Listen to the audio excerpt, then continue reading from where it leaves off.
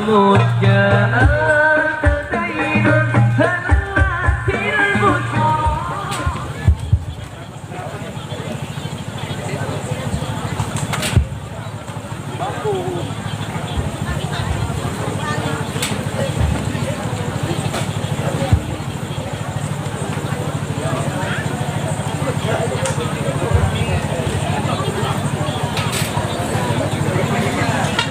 Acara selanjutnya yakni Mau'idatul Hasanah yang kedua yang akan disampaikan oleh Al-Mukarram Profesor Dr. Kiai Haji Said Akil Siraj selaku Ketua Umum PBNU Masa Hikmah 2010-2022. Kepada beliau dengan takdim kami haturkan. Boleh.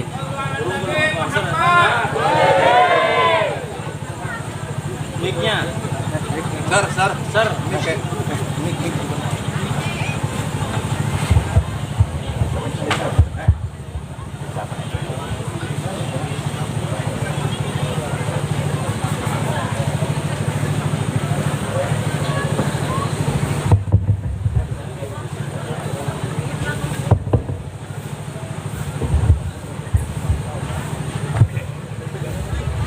Assalamualaikum warahmatullahi wabarakatuh. Bismillahirrahmanirrahim. Alhamdulillahi rabbil alamin. Wassalatu wassalamu ala sayyidina wa maulana Muhammad afdhalil anbiya'i wa khatamil mursalin wa ala alihi wa sahbihi wa man tabi'ahu bi ihsan min yaumina hadha ila yaumil ba'thi waddin. Ashabal fadilah, hadaratil ulama wal masyayikh wal asatid, Kiai Amin ta'azzahullah, rekan-rekan pengurus Nahdlatul Ulama, para pejabat pemerintah yang terhormat, Bapak anggota DPRD, Bapak Dang Agung, mudah-mudahan sehat walafiat, panjang umur, para tokoh masyarakat,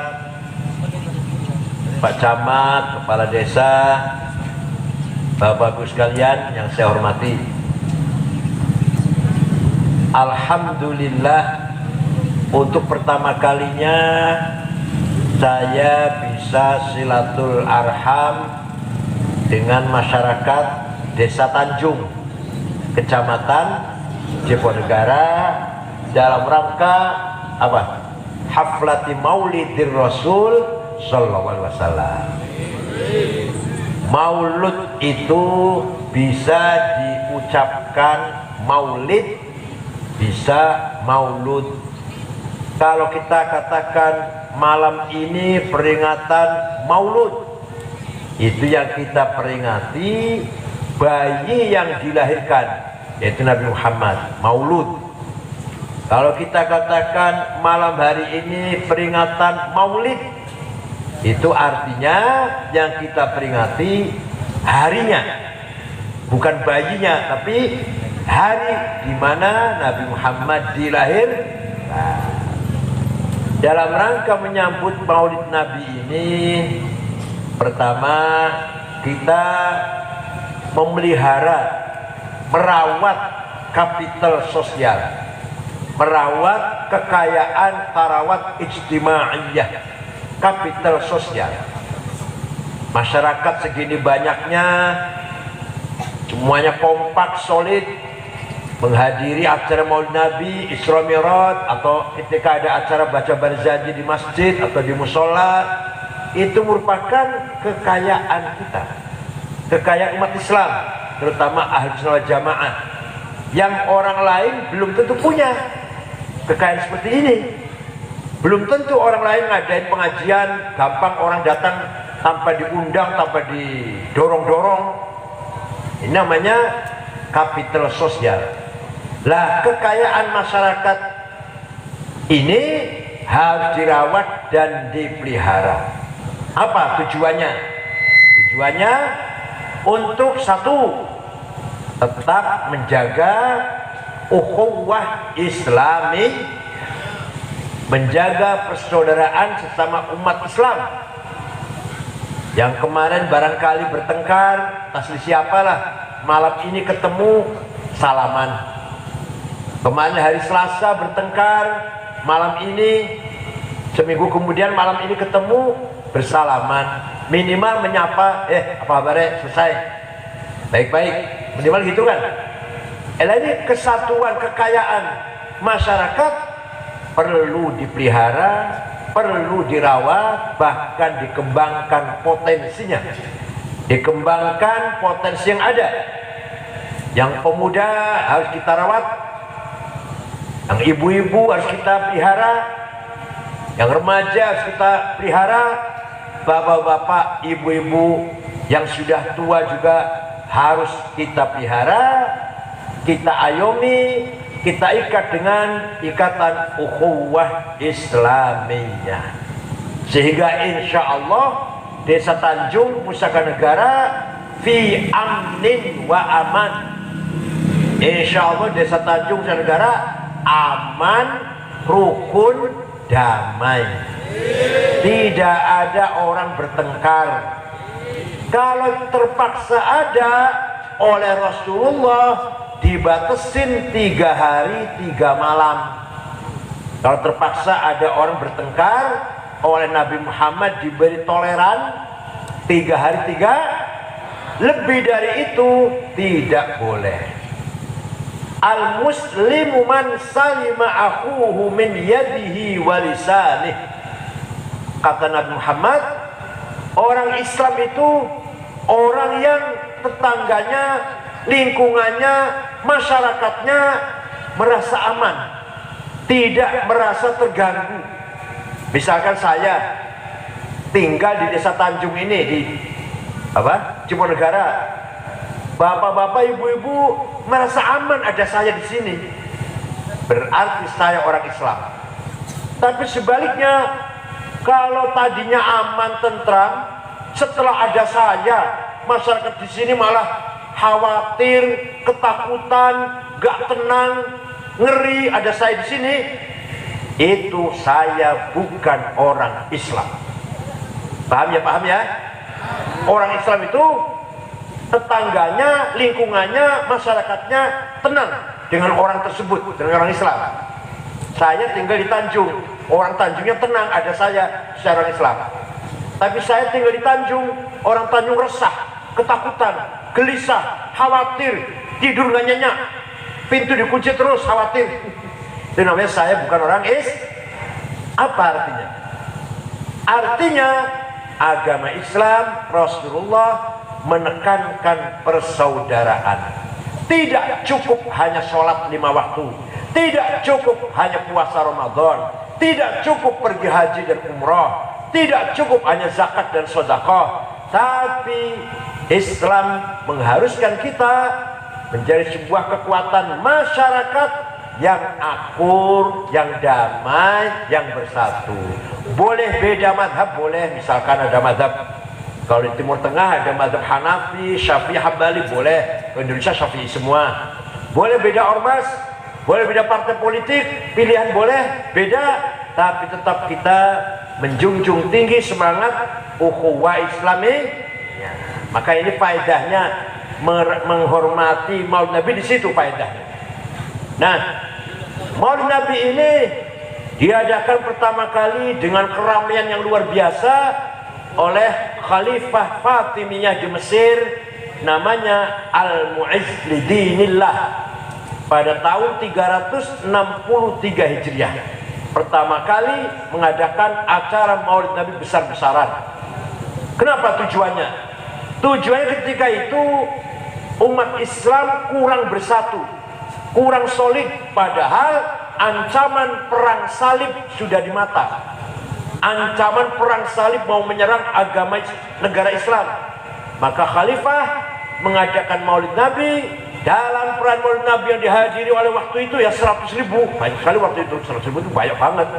100.000 semua kumpul di Medan Tahrir di Mesir tanpa ada perbedaan madhabnya apa. Kalau sekarang barangkali partai politiknya apa, tanpa perbedaan alirannya apa, semua sama-sama umat Muhammad menghormati hari lahirnya Nabi Muhammad. Itu bisa dimanfaatkan, bisa diberdayakan untuk memperkuat solidaritas ukhuwah masyarakat sesama masyarakat. Walhasil kesimpulannya, yang rajin Maulid Nabi pasti akur, yang jarang Maulid Nabi sering bertengkar. Ya tidak? Yang sering ketemu malam Jumat Maulid Nabi Barzanji di masjid, masa nggak akur? Ya akur. Yang jarang-jarang datang, apalagi yang nggak pernah datang ikut Maulid Nabi, sulit menjadi orang yang akur. Jadi faedahnya. Nah, ada seorang namanya Abu Lahab. Waktu Nabi lahir, dari kejauhan dia melihat kamarnya Siti Aminah terang benderang bersinar. Waktu itu belum ada listrik kan. Abu Lahab sampai heran, ada apa di rumahnya Aminah kok terang benderang. Menyuruh perintah pembantunya budaknya namanya Suwaibah. Coba Suwaibah pergi ke rumahnya Aminah, ada apa itu? Saya pergi kembali, Siti Aminah melahirkan bayi laki-laki namanya Muhammad, dikasih nama Muhammad. Itu Abu Lahab gembira, senang mendengar lahirnya Muhammad ini, senang. Sampai Suwaibah dibebaskan dari budak. Sejak hari ini Suwaibah kamu merdeka, bukan lagi budak, kamu merdeka. Itu nanti di akhirat, walaupun Abu Lahab pasti masuk neraka. Dalam pun ada tabbat yada Abi Lahabim wa tab. Di Quran ada sayaslana rong dzata lahab, Abu Lahab pasti masuk neraka. Tapi nanti setiap hari Senin diangkat dari neraka, dikeluarkan dari neraka. Selasa masuk lagi, Senin diangkat lagi, Selasa masuk lagi. Kenapa? Gara-gara senang ketika mendengar Nabi Muhammad lahir. Apalagi orang Tanjung, orang Ciponegara yang rajin mengadakan maulid, ya pasti surga lah, insya Allah pasti surga ini.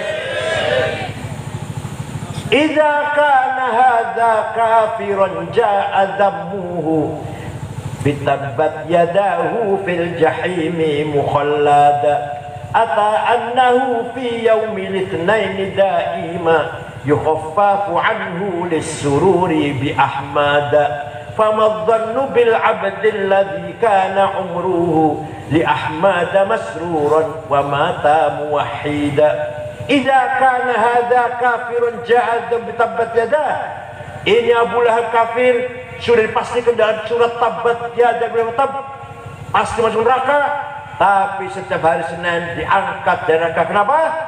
Karena lissururi bi Ahmada, gembira, senang mendengar Nabi Muhammad dilahirkan. Famadzannu bil abdil ladzi kana umruhu, maka seperti apa orang yang selalu seumur-umurnya, sepanjang umurnya selalu melakukan maulid Nabi dan mati membawa tauhid, pasti min ashabil jannah. Percaya mboten? Kita harus percaya bahwa Nabi Muhammad itu bisa menolong kita, bisa memberi pertolongan kepada kita. Percaya ente? Yang tidak percaya mahjubuna an syafaati, yang tidak percaya tidak akan dapat pertolongan dari Allah, yang dari Rasulullah. Yang percaya pasti dapat pertolongan dari Rasul. Di Quran ayat, barangkali ada orang masih tanya apa Rasulullah bisa menolong kita. Di Quran ayat, walau annahum idzalamu anfusahum ja'uka fastaghfirullah wastaghfara lahumur rasul lawajadullaha tawwabar rahima. Orang-orang yang banyak dosanya seperti saya contohnya datang kepadamu Muhammad, dan orang itu istighfar mohon ampun di depanmu Muhammad, dan kamu Muhammad wastaghfara lahumur rasul ikut juga memintakan istighfar untuk orang itu, lawajadullaha tawwabar rahima. Lamnya lam taukid, lam pasti Allah mengampuni dosanya orang itu asalkan istighfar di depan Nabi Muhammad.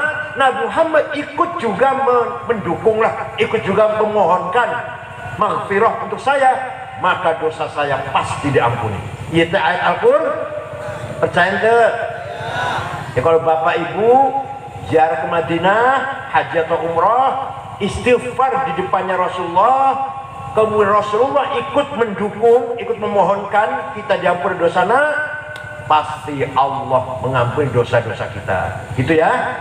Oleh karena itu sekali lagi saya katakan, agama Islam bukan hanya sholat, itu pasti harus, bukan hanya puasa, bukan hanya zakat, bukan hanya haji, itu pasti itu sih.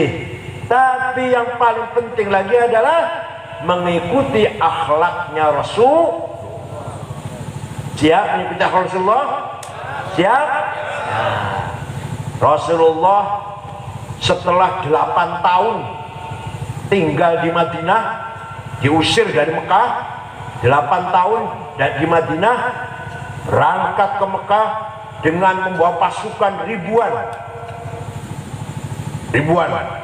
tahun 8 Hijriah. Begitu datang Rasulullah, orang Mekah ketakutan. Muhammad besok mau balas dendam ini. Dan Muhammad ini besok mau bikin banjir darah di Mekah ini. Lautan api Mekah nanti ini. Karena mereka merasa dulunya menyakiti Nabi Muhammad dan membunuh para sahabatnya. Bilal disiksa, sahabat Yasir dibunuh, Sumayyah dibunuh, sahabat Suhaib disiksa, sahabat Mus'ab disiksa. Ini Muhammad datang dengan kemenangan, pasti balas dendam. Begitu Nabi Muhammad masuk kota Mekah, memang ada sekelompok sahabat yang yel-yelnya begini, al-yaum yaumul malhamah, hari ini hari balas dendam. Nabi mendengar, siapa itu? Stop, salah itu, diganti. Ayo kita yel-yel, kita suarakan, al-yaum yaumul marhamah. Apa? Al-yaum yaumul yang keras apa? Hari ini hari kasih sayang, menyambung kembali silaturahim. Karena Nabi Muhammad itu orang Quraisy, seluruh orang Mekah ya famili semua, orang Quraisy semua. Hari ini hari silaturahim, kasih sayang, tidak ada balas dendam, saya maafkan semuanya.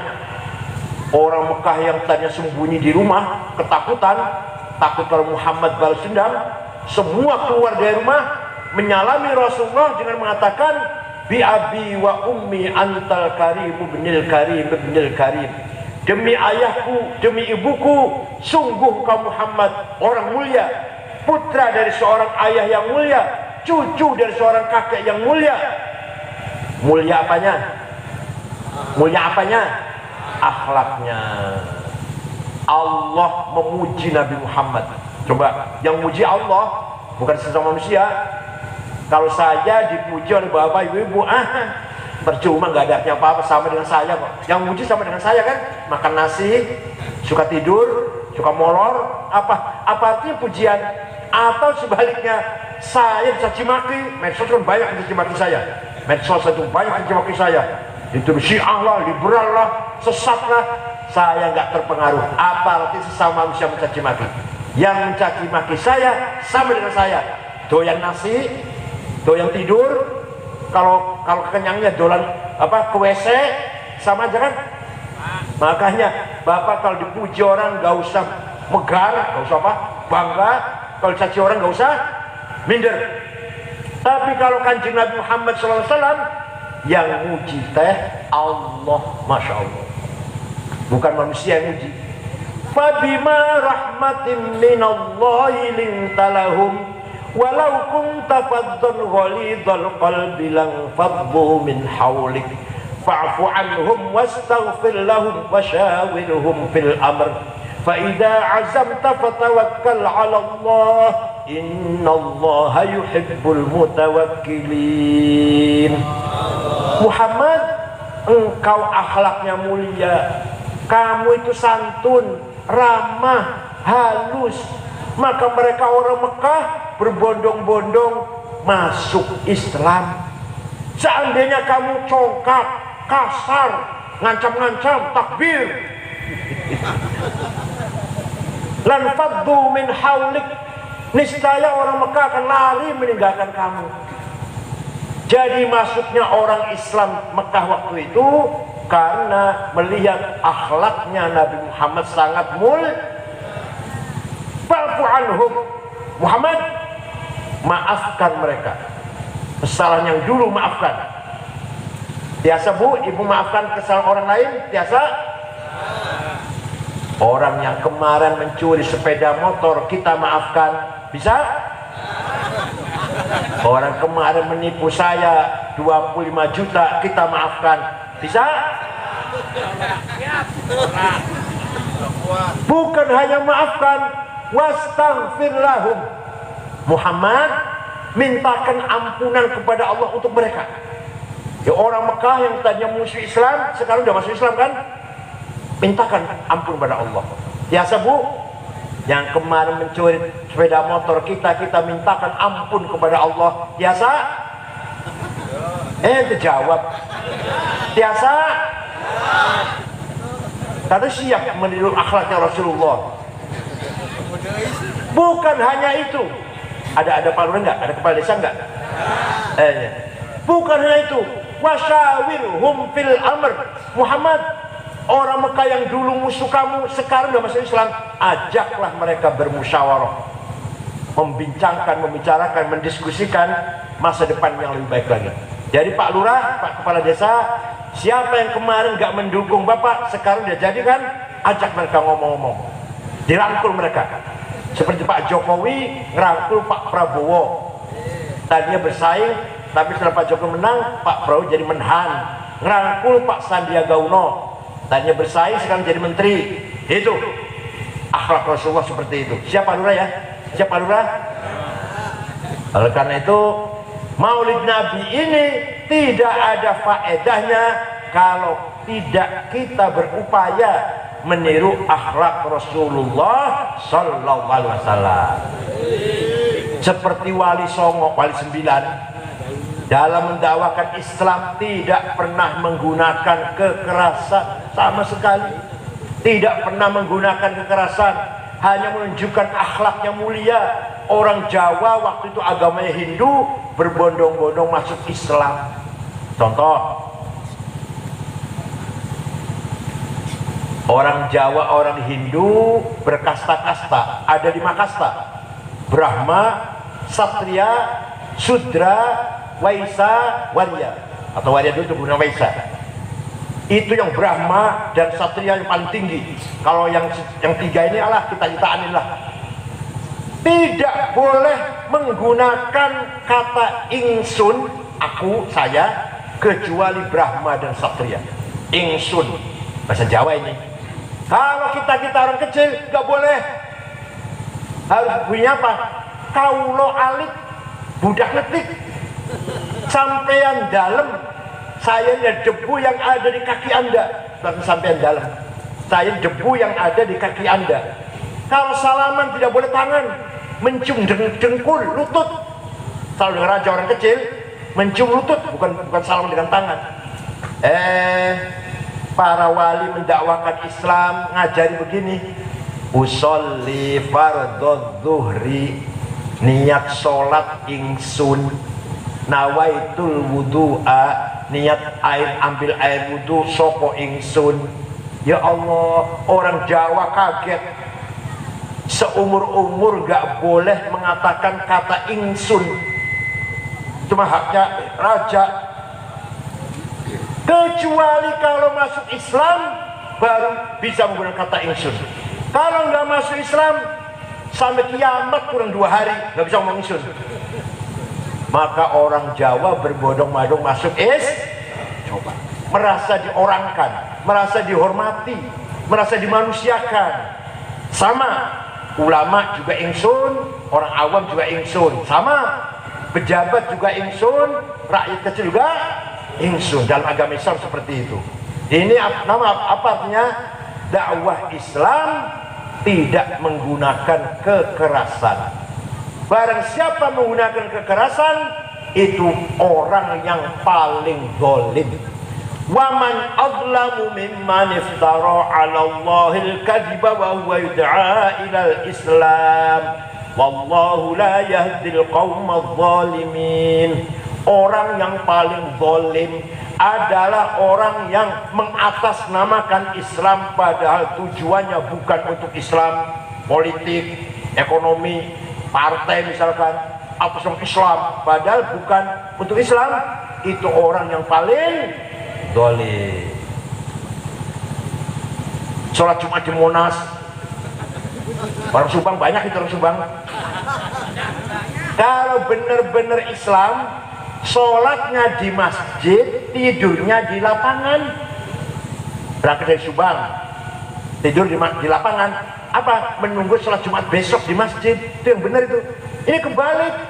Berangkat dari Subang, tidurnya di masjid. Ada apa tuh di masjid? Nunggu sholat di lapangan. Bener nggak itu? Tidur di masjid, menunggu menanti sholat Jumat di lapangan. Kebalik nggak itu? Kebalik nggak itu? Itu namanya menggunakan Islam untuk kepentingan politik atau apa saja lah, untuk kepentingan walhasil bukan lillahi ta'ala. Paham ya? Para kiai, para wali songo dulu, ya Allah, dalam mendakwakan Islam, begitu orang Jawa berbondong-bondong masuk Islam, maka terbangunlah perbedaan antara muslim dan non-muslim. Yang muslim bersih, mukanya bersih. Karena apa? Mukanya dicuci 5 kali sehari semalam paling tidak. Habis kelon dengan istri pasti mandi besar, ya bersih. Lah orang Hindu nggak ada itu 5 kali cuci muka, nggak ada itu mandi besar kalau habis kelon dengan istri, kewajiban nggak ada itu. Maka kelihatan sekali orang Islam bersih, yang belum Islam masih kotor. Dengan demikian maka jelas bedanya, orang Islam mukanya bersih, pakaiannya bersih, dari suci dari najis, rajin sholat, berakhlak mulia. Paham betul? Paham tidak? Maka yang paling penting akhlak yang membedakan antara kita dengan yang lain. Nabi Musa dalam dongeng kan semua tahu ya, Nabi Musa teh bayi dihanyutkan di sungai Nil, ditemu oleh istrinya Fir'aun kan gitu. Jadi Nabi Musa itu semenjak bayi, remaja, besar, dewasa, hidup di dalam istananya Fir'aun yang penuh dengan kekufuran, kefasikan, maksiat, mungkarat, minum-minuman, joget-jogetan. Nabi Musa tertular? Nabi Musa ketularan, terkontaminasi? Coba. Hidup kita, kalau Bapak gimana? Kalau kita gimana? Kalau kita sejak kecil hidupnya di dalam istana, isinya fujur, fusuk, maksiat, mungkarat, jogetan, minuman, seks bebas. Kira-kira kita terpengaruh nggak kalau kita? Nabi Musa tidak terpengaruh. Coba. Kenapa? Karena dididik oleh istrinya Fir'aun, namanya Siti Asia, abidah, muti'ah, mukhlisah. Orang perempuan yang mukmin, mukminah, yang beribadah, berikhlas. Pendidik Musa sejak kecil sampai dewasa tidak tertular apa yang ada di istana. Apa artinya saya ngomong gini? Orang Tanjung, orang Cipunegara, orang Subang yang dididik di pesantren, dididik oleh kiai bagian Siti Asia, insya Allah tidak akan terkontaminasi dengan budaya sekarang. Insya Allah. HP, medsos isinya fitnah, adu domba, hoax, jelek-jelekin orang, suudzon, namimah, ghibah, tajassus. Ya Allah, kalau kita barangkali sudah tua bisa punya kendali atau punya rem ya. Nah kalau anak kecil, kalau cucu kita, anak kita tiap hari lihat iPhone, lihat medsos, isinya itu fitnah, adu domba, berita bohong, didorong lagi sama materialis, iklan-iklan yang mewah itu. Ada malah yang radikal, mengajak orang radikal, menganggap Pancasila tauhid, pemerintah ini harus digulingkan karena tauhid. Kira-kira terpengaruh nggak anak-anak yang lihat ini? Terpengaruh nggak? Kalau dipesantrenkan, insya Allah tidak terpengaruh.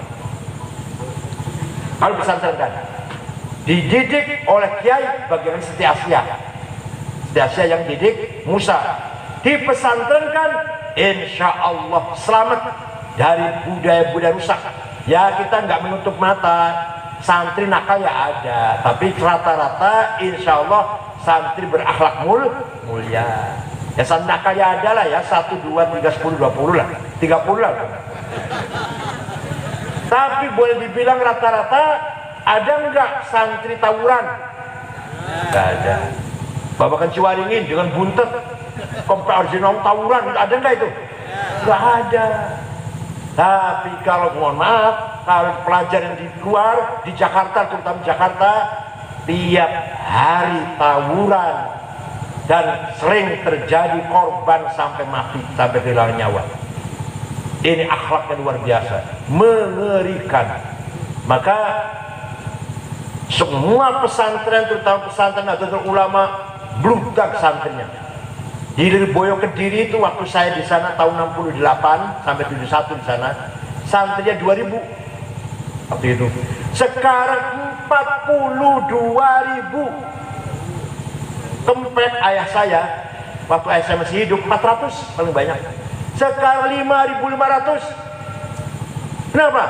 Karena masyarakat sudah sadar bahwa akhlak itu yang paling penting. Akhlak yang paling penting. Nabi Muhammad dipuji Al-Quran akhlaknya, bukan gantengnya, bukan pinternya, bukan lincahnya, bukan kesuksesannya, bukan. Tapi apa yang dipuji apanya?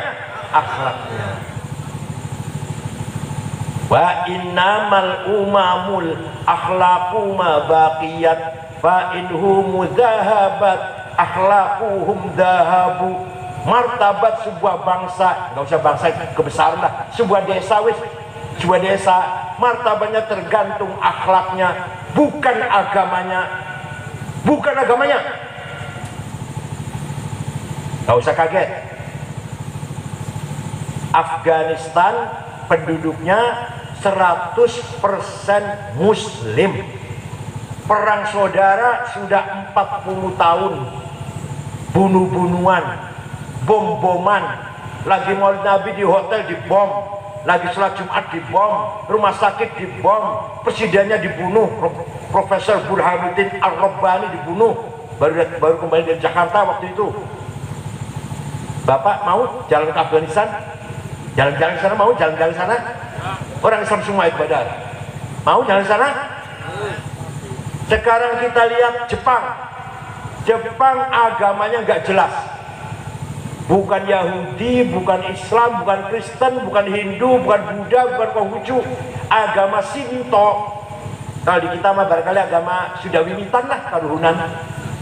Tapi akhlaknya baik, tidak ada korupsi, tidak ada kezaliman, penindasan, tidak ada copet, penodong, garong. Kita main ke sana tenang Pak. Saya dua kali ke Jepang, malam-malam keluyuran dengan istri, tenang, nyaman, gak ada rasa takut. Negara bukan Islam itu padahal. Tapi Bapak silakan ke Afghanistan, Islam semua orang itu. Berani? Maka syukur-syukur agamanya Islam, akhlaknya mulia. Jangan sampai kamu mau kemana? Mau ke Tanjung? Hati-hati. Di sana sepeda motor 5 menit tinggal hilang sana tuh. Jangan sambil ya, jangan sambil ya. Syukur sebaliknya. Mau kemana? Mau ke Tanjung? Aman sana. Gak usah khawatir kalau ke sana. Kehabisan uang juga, makan masyarakatnya dermawan-dermawan. Hanya kalau makan aja banyak itu. Sepeda motor gak usah dikunci, aman. Itu namanya akhlaknya mulia, Bu, namanya. Lepas dari agamanya apa? Syukur agamanya. Ibu akhlaknya baik, Bu, di sini? Akhlaknya baik? Saya tanya, ibu akhlaknya baik? Coba, orang Tanjung akhlaknya baik semua? Nah, coba saya contohkan. Saya pernah pergi ke Australia. Betul, saya pernah. Tahun 2012. Ceramah muter-muter di setiap kota setengah bulan. Kota Sydney, Perth, Melbourne, Adelaide, Brisbane. Terakhir mau pulang besoknya saya belanja oleh-oleh di toko-toko kecil berjejer bagus itu di Sydney. Dapat 2 kresek. Ya, bawa pulang ke hotel, beresin, besok mau pulang. HP saya tidak ada. Saya cari kasur, saya bolak-balik, nggak ada. Pojok-pojok saya lihat nggak ada. Hilang HP, sudahlah, udah hilang sudahlah. Gampang beli lagi lah. Jam 9 mau tidur, ada orang ngetok pintu.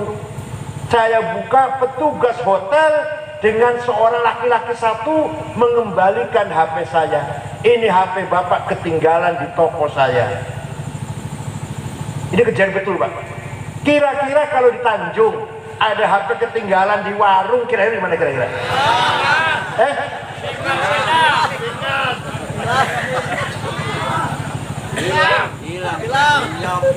Ayo belajar jujur nih, Saya pernah pergi ke negara Mali teh Afrika Barat dengan ormas-ormas yang lain, ada Muhammadiyah, ada Wasliyah, 6 ormas diundang oleh presiden tanah 5 hari di ibu kota Tembakto. Itu tidak ada rumah dikunci pintunya, tidak ada rumah ditutup jendelanya, tidak ada mobil masuk garasi, tidak sepeda motor masuk halaman. Sepeda motor itu masuk halaman aja enggak, di pagar, tinggal itu aja.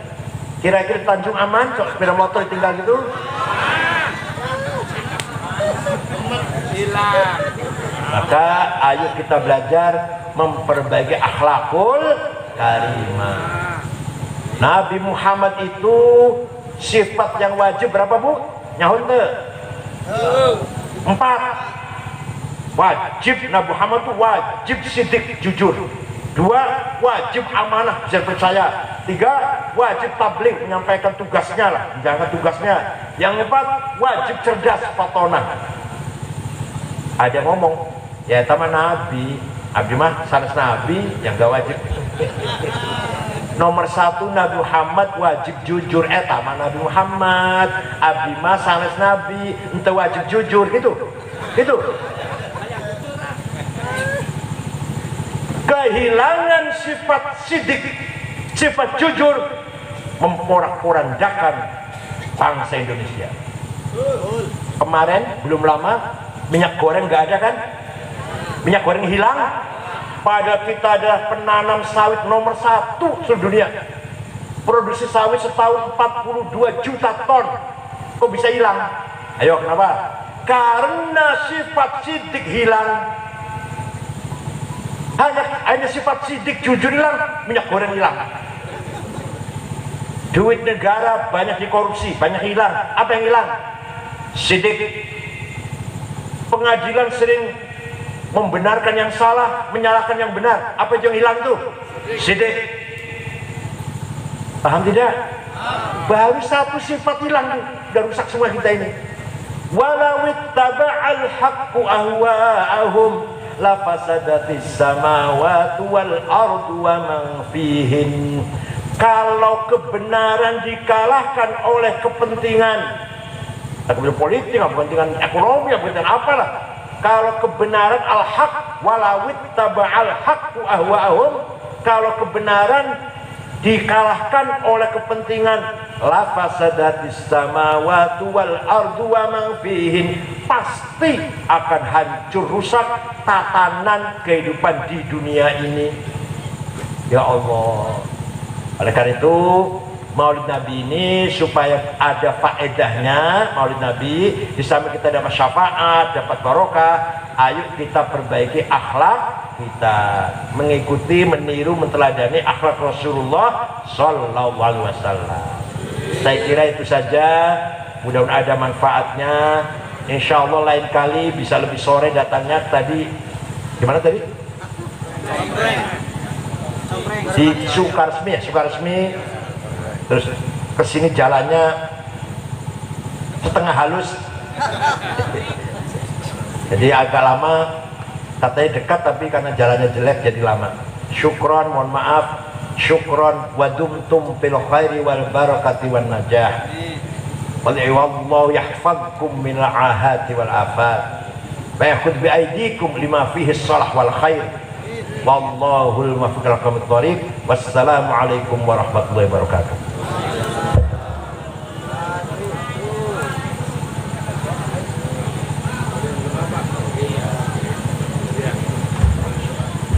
Bismillahirrahmanirrahim. Alhamdulillahi rabbil alamin.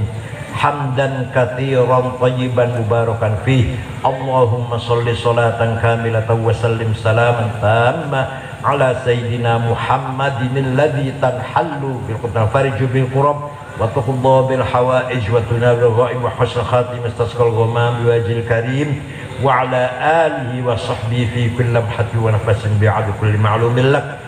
Ya Allah, inna nas'aluka bi annaka antallahu la ilaha illa antal ahadus samad alladzi lam yalid wa lam yulad wa lam yakul lahu ahad badi'us samawati wal ard an tuwaffiqana wa auladana bil a'malis sholihah.